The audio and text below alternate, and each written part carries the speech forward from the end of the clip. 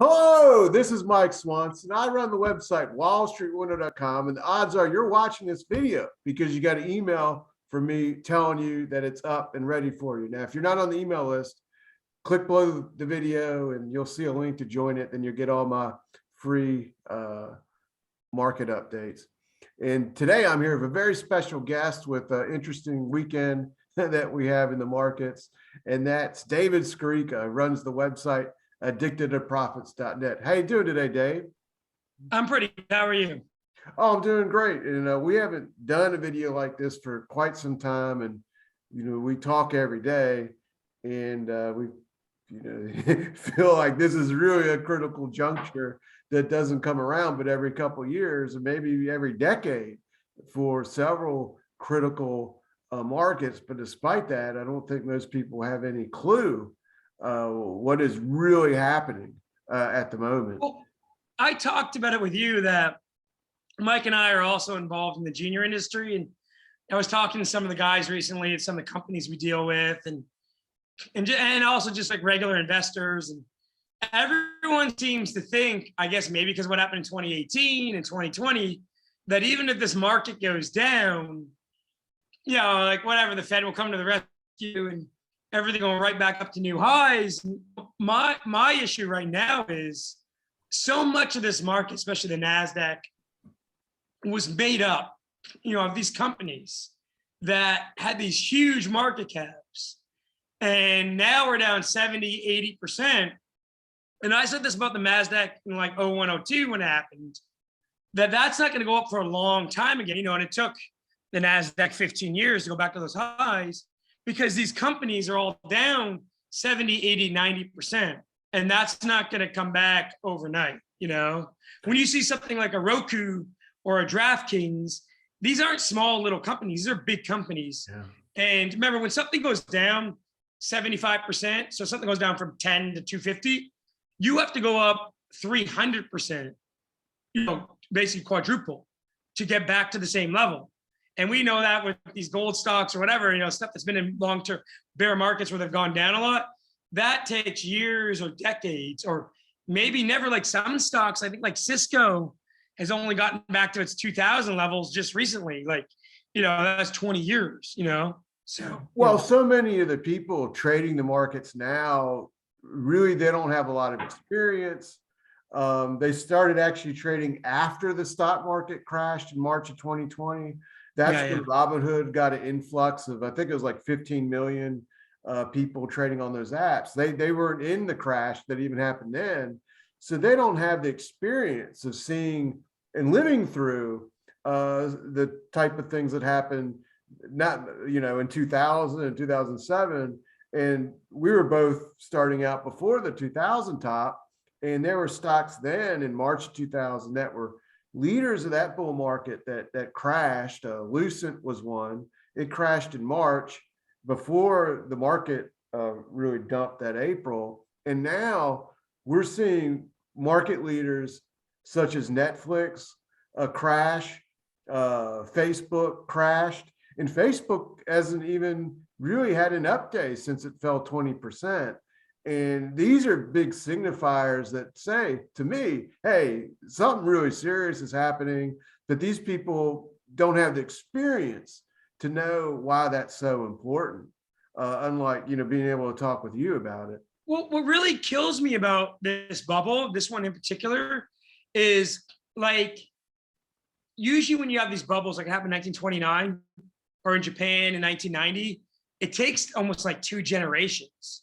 Because like the generation that went through that wants nothing to do with stocks, right? Because like I know like my grandparents who lived through even though they were in Europe, they lived through the Great Depression, and they kind of know that was caused by the stock market crash. They were conservative. They didn't want to buy stocks. And then you got another, and then it's finally like 60 years later, no one lived through it. That's when it happens again. And it's like, this only happened 20 years ago. And everyone has forgotten about the dot-com crash, right? In 20 years. And like I've been buying like late last year and last summer and then into the fall, I was buying put options, which have done pretty well actually. Because even when the market was all-time highs, I was short a lot of ARK and Buzz and these kind of ETFs, which were diving, right? And then it's like when I late last year, I'll say one of the companies I puts on was NVIDIA, which, even had a good earnings report, still fell a lot. And it's down like, 30% from its high or something, or 25% from its high. It's like, I had a guy write me about how NVIDIA is a good company and this and that. And I'm like, look, NVIDIA is trading at the time, excuse my language, trading a fucking 30 times revenues. And I don't even care what you got going. You got to be growing your revenues by 100 to 200% a year to be trading at 30 times revenues. And NVIDIA is doing well, but they're not doing that well. So it's like people forget all this stuff, and it's like narratives, and it's just like, oh, like in the 20s, like I want to buy RCA because everyone's buying radios, or I want to buy Ford because everyone's buying cars. Now it's like I want to buy NVIDIA because everyone's gaming online or crypto mining or something, right?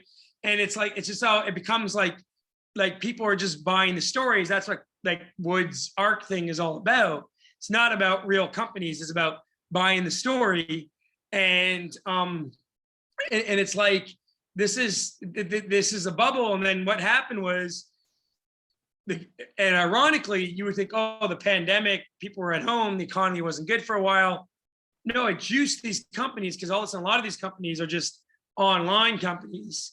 And Roblox, which is like a metaverse company, said one of the things that hurt them in their horrible quarter this quarter was that people are getting outside and going places again and not sitting on the metaverse all the time. The metaverse fucking sucks, by the way. Anyhow, it's, even when like things are bad, when the metaverse takes off, you don't want to be in the metaverse anyhow, right? You want to be in the real world.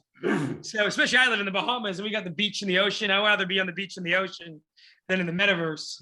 You ain't gonna be walking around and wearing goggles when you go to the beach, are you? Dude, I saw some of these ETF things, and I'm not talking about the stuff going for a lot of money, but they have these little gifts that look like, me and you are both in our 40s, and I had an Atari when it first came out, and the gifts look like an Atari character from like 1981, and these things sell for 10 cents. I'm like, what the hell would you buy something like this? It's like ridiculous, and this is where it's like, sometimes I've been guilty where like, I'm a real cynic. So I see new technology and I poo-poo on it, but I believe in artificial intelligence and 3D printing and stuff like this, but I'm sorry, the NETFs, that's a scam, man. That is tulip bulbs. Like that is like, get out of that. Maybe you were smart enough to trade that and make some money in it, but I recently read about some NTF website. They raised $2 million. They were going to sell people all the images, and they basically put up like an image on their website. They said, ha, ha, ha, like F you got ripped off. That's what's going on.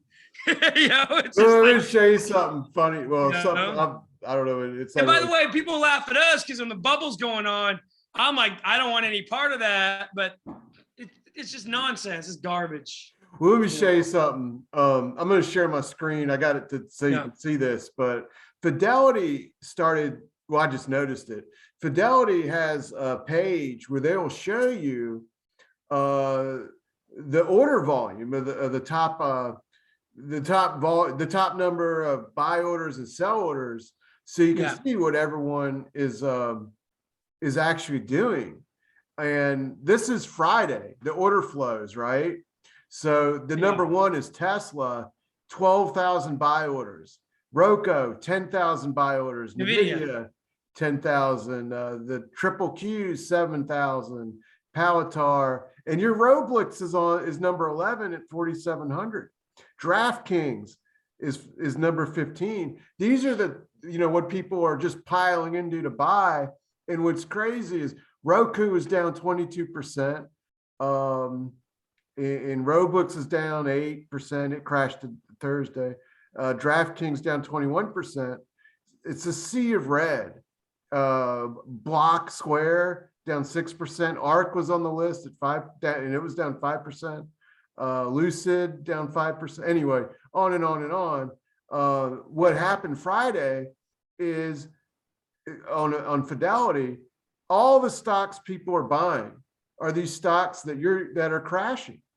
That they're trying to buy the stocks that were going up the most, and from you know, I was telling you last year. Now they're garbage. They're just, people aren't adapting or changing to what the market's doing at all. Well, I was telling you, I think one difference between this and the dot-com bubble, dot-com had all these companies like pets.com and the globe.com, and no one really used the crap, you know? It was just like almost this web community. Actually, the globe.com was almost like Facebook before Facebook, if you remember what it was like. Yeah. So, but like no one used it. That was the problem. And no one ordered pet food off pets.com, you know? And that was a big problem. And like in terms of what I'm saying is that's a problem, is that like those companies all went under. Like, be honest with you, most of these companies I think actually are going to survive. You know, like I think Square and these companies are going to be around. But the problem is the valuations are stupid. But what I'm trying to say is people actually use these companies, right? Like with Roblox, we don't use it, but it's some metaverse online thing. And it's like people use it. So they're like, oh, it tanked. I'm on this every day. I want to buy it. So yeah, I it's think really good for shut-ins. Yeah, well, like for example, if you do online gaming, like NVIDIA makes a lot of the chips for that stuff. So you must be like, you know, I'll buy NVIDIA because they use the chips for my online gaming. So I think that's why it's so, because I think in the dot-com bubble, by the way, when these stocks started falling 50, 60, 70%, people were just out and that was it. Yeah. And now it seems like people are just doubling down. You know, it's like poker and it's like blackjack and it's 20 and they're saying, hit me. Yeah. You know, it's just like, you know, and by the way, this crap is all going down 80, 90% in the end, you know. Well, and what was funny is I know we'll get some hate mail. No, how can you say that? Even though it's already down 70%. Yeah. Well, all this said, I mean, obviously when things change in the markets, which they are, there's ways to make money. So if someone came to you and said, hey, what can I buy? What would you tell them? I mean, there are the perfect example, just so you know, is if you look at the Nasdaq, just before I talk about what to buy, and we talk about things changing, and I'm not talking going back longer term, just go back to 2020 after, you know, the COVID crash. The Nasdaq always held like the 200-day and 40-week moving average. 40 weeks is basically 200 days, right? Because there's 5 days in a week. So 5 trading days in a week. And it's like, now it's broken it, and now it rallied back to the 200-day.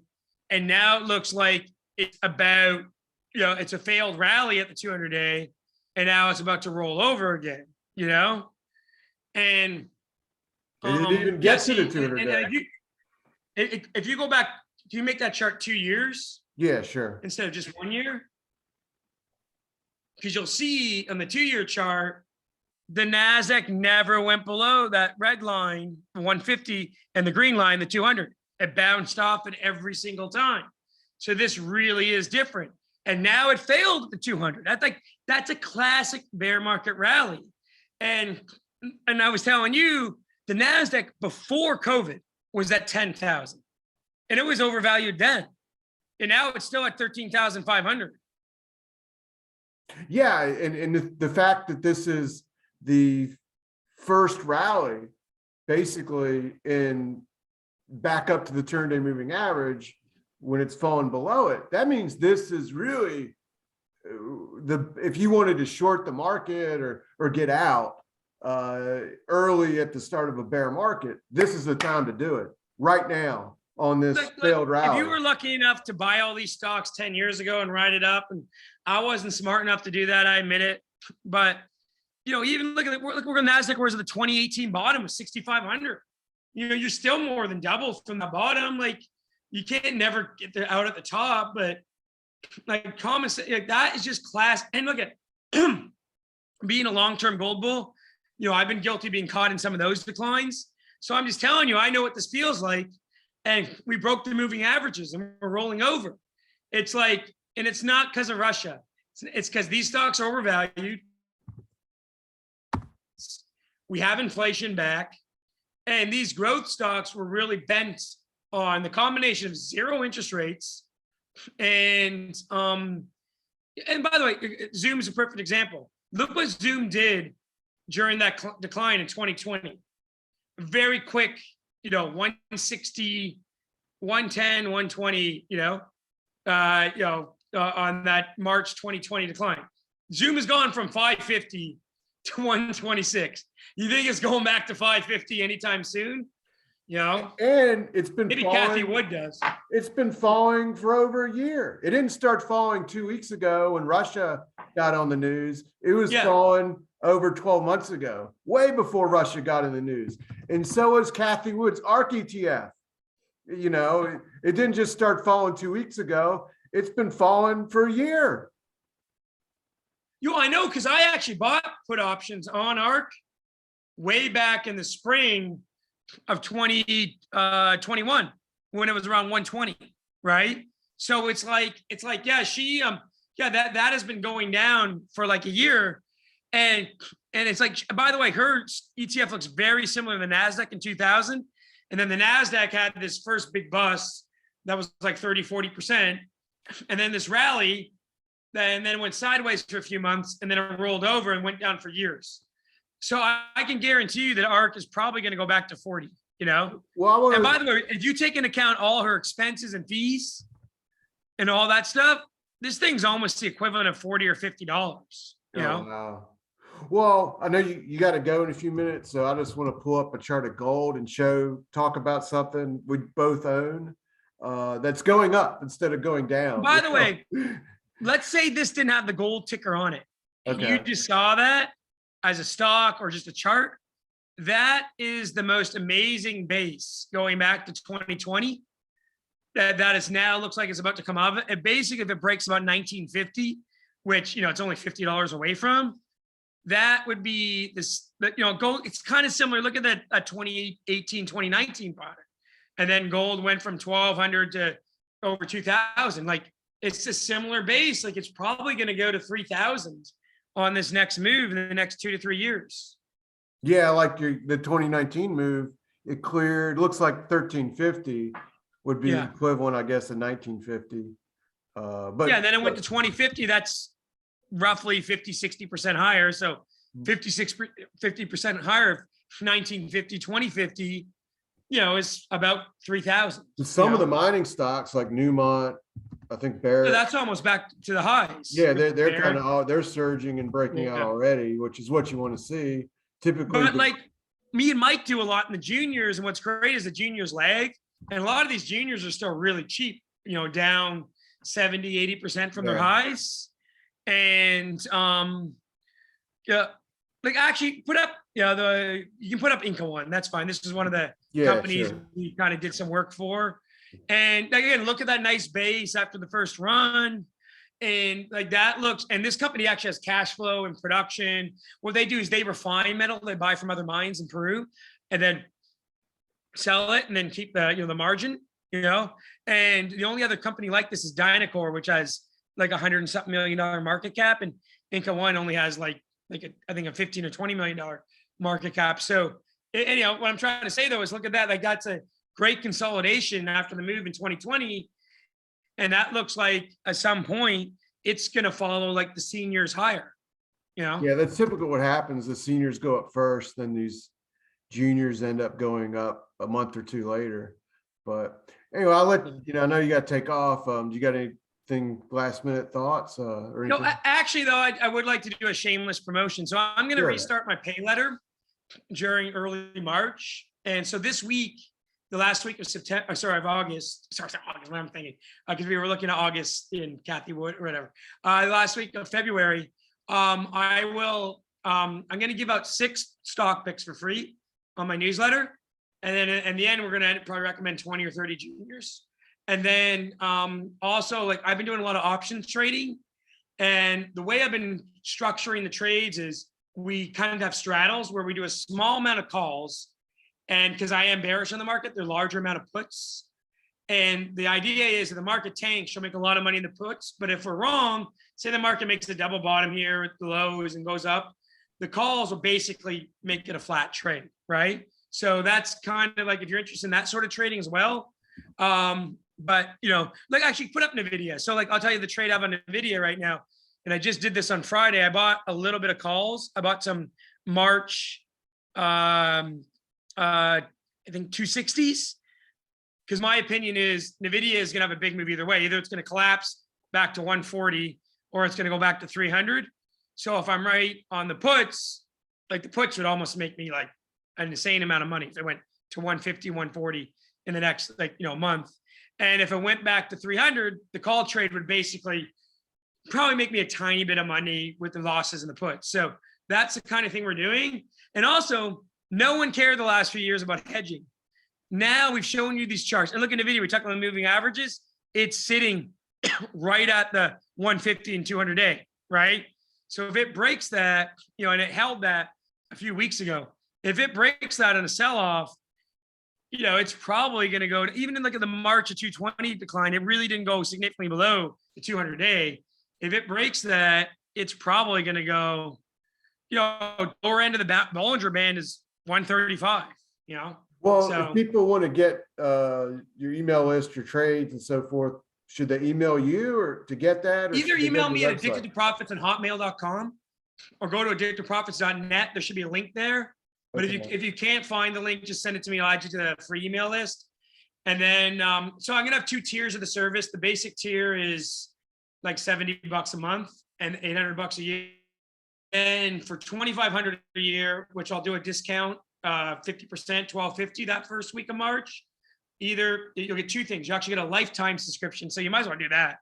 You're gonna pay. Why would you pay $800 a year? You get $1,250 for a lifetime to the regular letter, and then also you get the trading service where I do them the options and short-term trading, like in and out of stuff. For a year for free as well. So or $1,250 for the year plus the lifetime to the regular service. So and just so you know, with that, I'm taking wire transfers because I don't have a credit card biller that does that kind of high service. So I give you the wire information and just wire it to me here in the book. It's US dollars, so it's fine. But anyhow, so anyhow, that's what I